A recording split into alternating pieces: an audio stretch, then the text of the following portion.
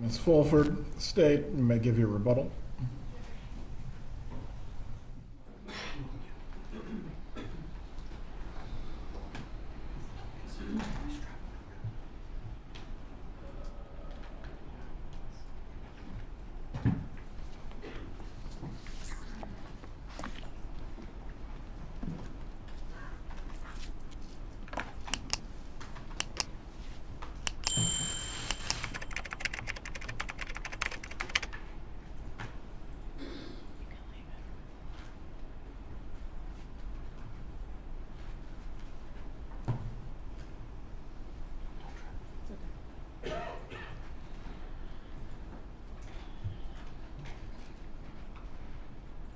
Well, y'all tired of hearing lawyers talk yet? Down for another hour or two? Kidding. I think I've got 7 minutes. He hasn't started the timer yet.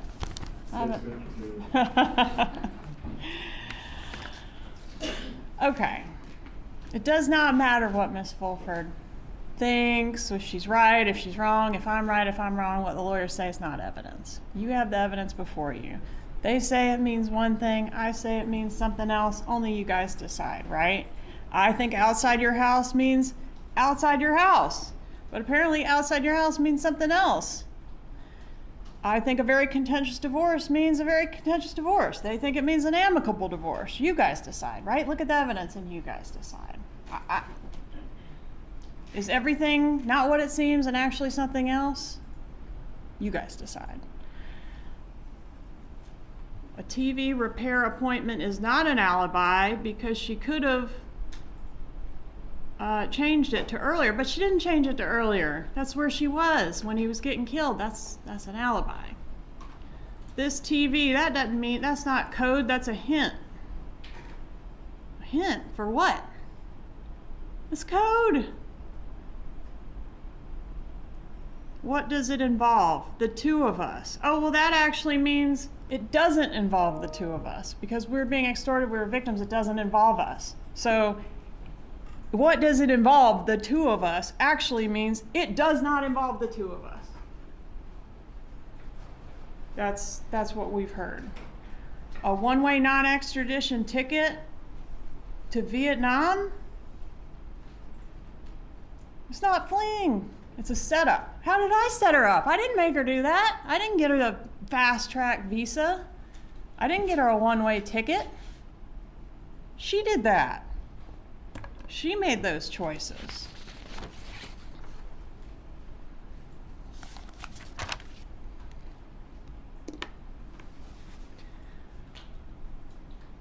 Wendy didn't bother to tell her mom she was ready to give up on the relocation. Yes, she did.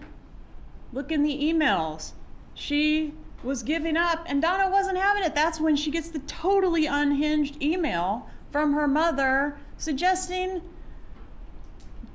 you're not going to give up. You want to move on with a sense of peace? Hell no, we're going to fight this guy. We're going to dress your kids up as Nazis. That's what happened when when Wendy suggested giving up. Never, never, never give up, right?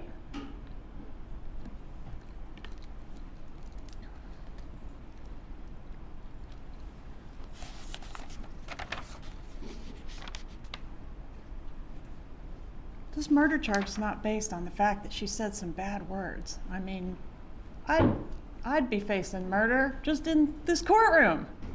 Obviously, people. That is not what this case is about. You've got to look at all the evidence. I mean, it is death by 1,000 cuts. It is powdered sugar. You've got to look at the whole thing and make a decision. And I'm sorry that there's not a smoking gun, but she was too smart for that. She thought about it, she planned it, she made sure we could never get her, right? She took precautions, but she did make mistakes, and that's what all those exhibits are. Mistakes.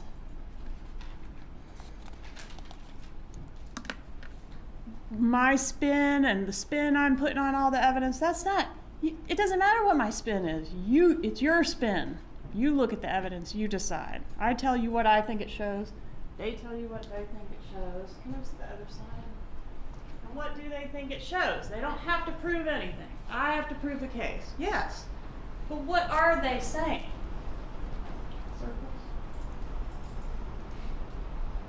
Wendy, oh no. Charlie, definitely. Wendy, maybe. Not Donna. But also, not Charlie. We were getting extorted. Not Charlie. I mean, you can't have it both ways, right? It's like hard to get your head around it, but we can't be getting extorted by the killers who killed Dan Markel on their own. And also, Charlie's pretty guilty and Wendy looks a little guilty too. It's got it like, there's no lane that's been picked. And they don't have to prove anything, but they're throwing all that out, right? And it's like, you were getting extorted, or Charlie and Wendy did it behind your back and they don't tell mom what they're doing.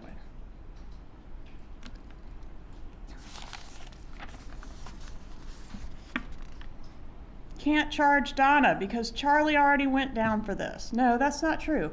Everyone that's responsible for this murder should be held accountable for their role, not just Charlie, not just the two killers that came here and shot him. Everyone that played a part in it should be held accountable. They said some things in their closing that doesn't comport with my recollection of the evidence. For example, Corbett said that the defendant did not send the Evite. My recollection is the complete opposite. You guys took notes, you have remembrances, you guys rely on your own memory. I don't want to go through every single thing, but there were a few of those.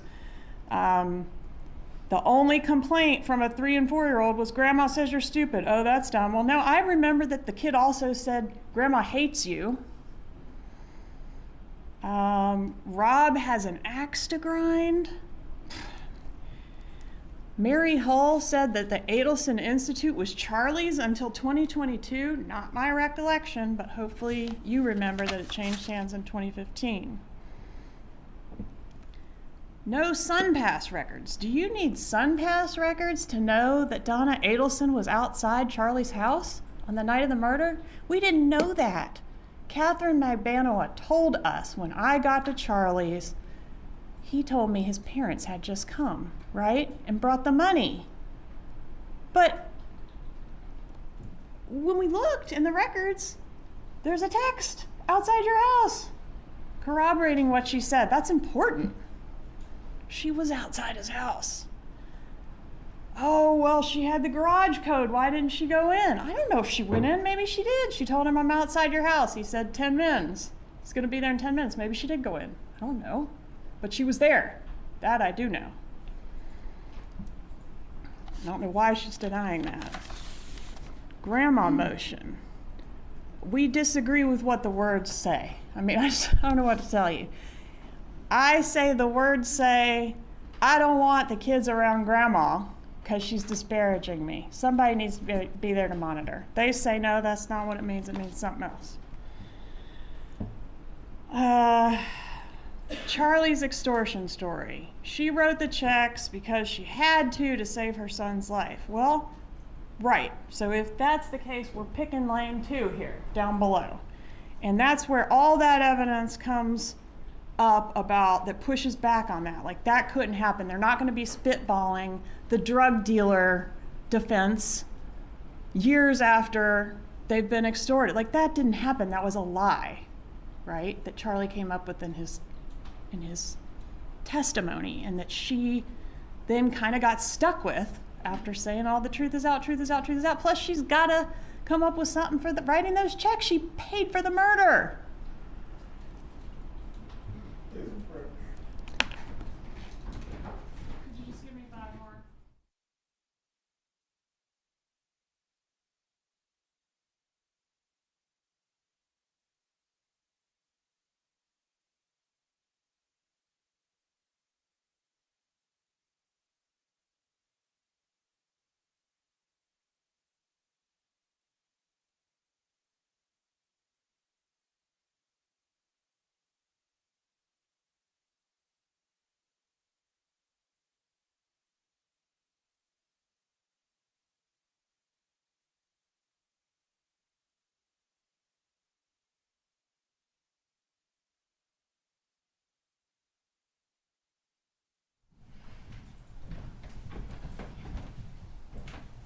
Continue.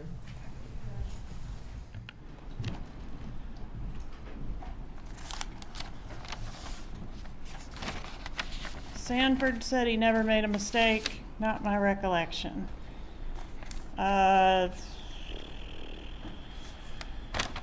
What's the pushback on extortion? Her behavior on the wire. She doesn't say, oh my gosh, it's happening again. She doesn't say anything about the prior extortion. If the prior extortion had occurred, she would immediately tell him it's happening again, or some reference to the fact that this is something that's been ongoing. She doesn't do that. Instead, she talks in code. It's a TV. What the heck? Why are you talking in code? Her Googling extortion versus blackmail 7 days before Charlie's trial. That wouldn't happen if the extortion was real. She wasn't extorted. Charlie didn't tell her there was an extortion because there never was an extortion. She was paying for a murder. She knew it was going to be a murder. She's the one that wanted it done. Her discussion of Charlie's lawyers meeting with Garcia's lawyers. What? If she was being extorted by Garcia and Charlie was being extorted and his life being threatened by Garcia, their lawyers aren't going to be meeting up. Look at those text messages. She said, bring cash. They say, oh, that's not code. She said, bring cash. She literally said, bring cash for dinner on that call. It's not a hint. It's a code word. They say the bump failed. I say the bump succeeded. She said it involved the two of us. That was before we got made, before that Matt Surrey operation where they literally see the camera in the bag and know the camera's in the bag. Yeah, she called and put on a great show when she called the undercover, but what did she say in the first call, the second call, and the third call before we got made, before she knew it was law enforcement? She said it involves the two of us, both of us. To these, okay, I want to hit one more thing. Don't call time on me. 2 years after the murder, we've got two emails, 64T and 64I. The defense told you in opening that this defendant cares about others more than she cares about herself. The problem is that she decides what other people need, what's necessary for other people in their lives, and she is willing to justify whatever ends she thinks are needed, right? Any means to get to those ends are justified in her mind. The problem is she doesn't care about the collateral damage to get to her ends. The evidence has shown that this defendant, I think, did believe that Wendy and those boys were better off in South Florida. She thought that's what they needed. They would be better off with her, and she was angry that that couldn't happen. Dan Markel was the thing standing in the way. What was the cost of that to not only Dan Markel, but to those little boys?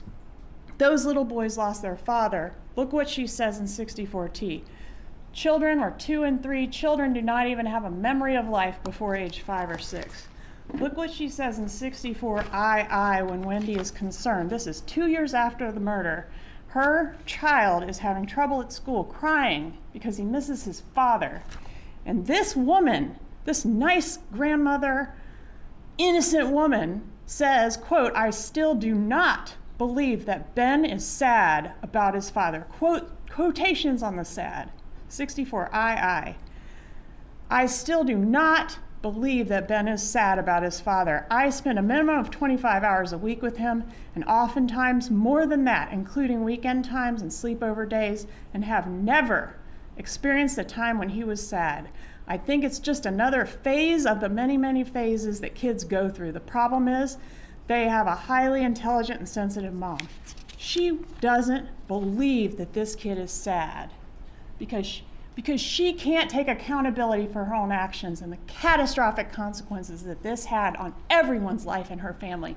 Not just her son, not just her daughter, not just Rob, not just Dan Markel, but those boys who lost their father. It wasn't better for them to be in South Florida. It was better for them to have their father. You must not base your verdict on the feelings of sympathy, prejudice, bias. Your verdict must be based on the evidence and the law. Yes, she's a grandmother. Most murderers don't look like that. But the evidence has revealed what she is. Please don't let her appearance influence your verdict in any way. It involves the two of us. What about the script? They didn't even talk about the script. She wrote a script for a witness that was perjured testimony based on a lie, an extortion lie that's been proven in court to you to be false. This defendant tried to erase Dan Markel, thinking there would be no harm to those little boys. They don't have a memory of their father. They feel the absence of their father. This defendant decided they didn't need their dad. She doesn't get to decide that. She wanted it done. She brought the money. She stroked the check. She didn't have to do that. Charlie was a signator, had signing power on that account. He could have written the checks. She wrote the checks. Why? Because she was neck deep in this thing. She wrote the checks. She said it involved the two of us. She wrote that script.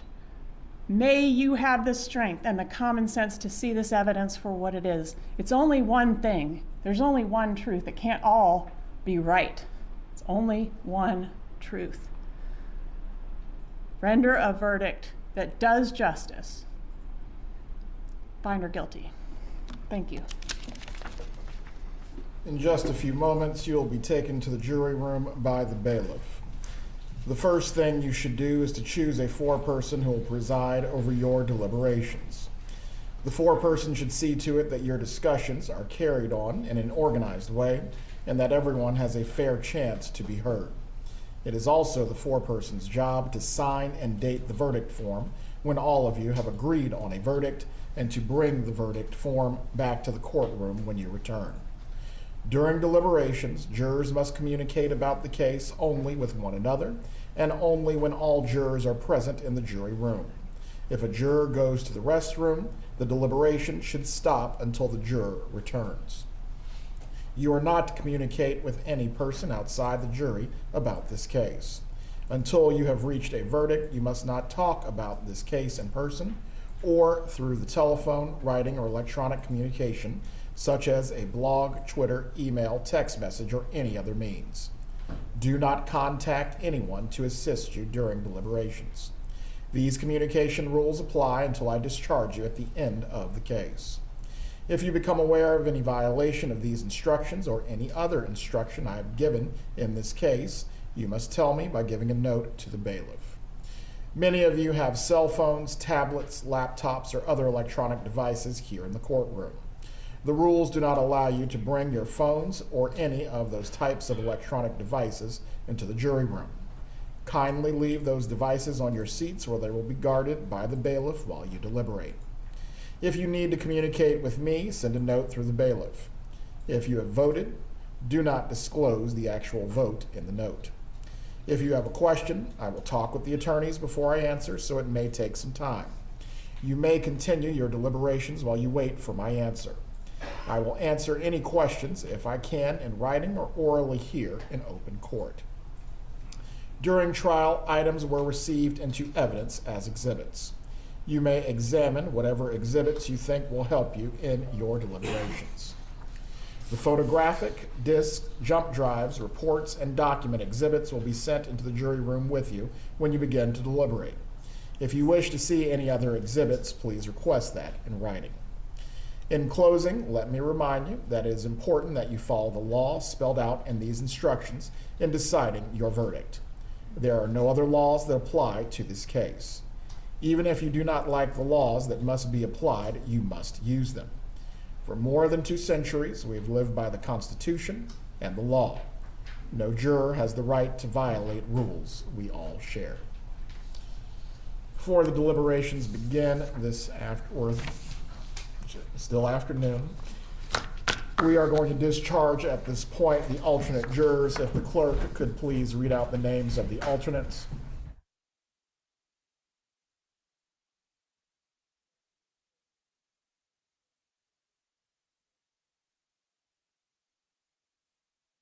Please let the bailiffs know. I will have my assistant contact you with that information. We thank you for your service. You are excused at this time. Members of the jury, you may follow Ms. Tolbert and Ms. Vance. Your instructions and your notepads with you at this time. One moment before you go back in.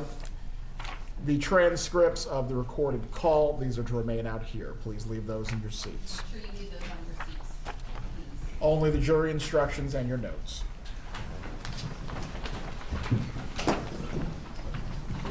We're gonna take care of the headphones and all that.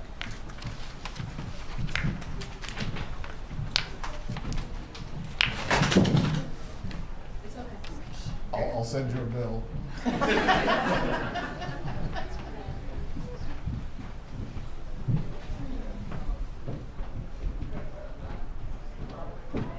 Deputy Bunk, if you can check on the radio to see if there's another jury room possibly that they can be taken to temporarily while the headphones and the audio equipment is moved. Okay. Judge, we learned that the headphones can just be unplugged, and there's stuff already set up back there for them to plug them in, so we don't have to do anything with that. Well, that makes that perfect Sorry, I then. forgot to tell you that. Everyone can be seated.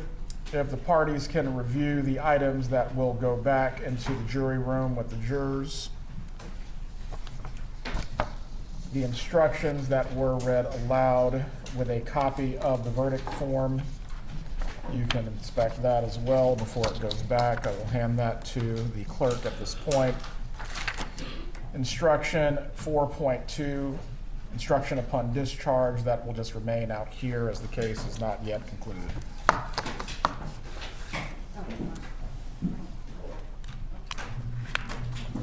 Also, please leave your phone numbers with the clerk so that way if there is a question or a verdict, everyone can quickly assemble. Unless there are any other matters to address for the court, we will be in recess at this point. Nothing from the state, Judge. Nothing from the defense that I'm aware of. That I'm aware of.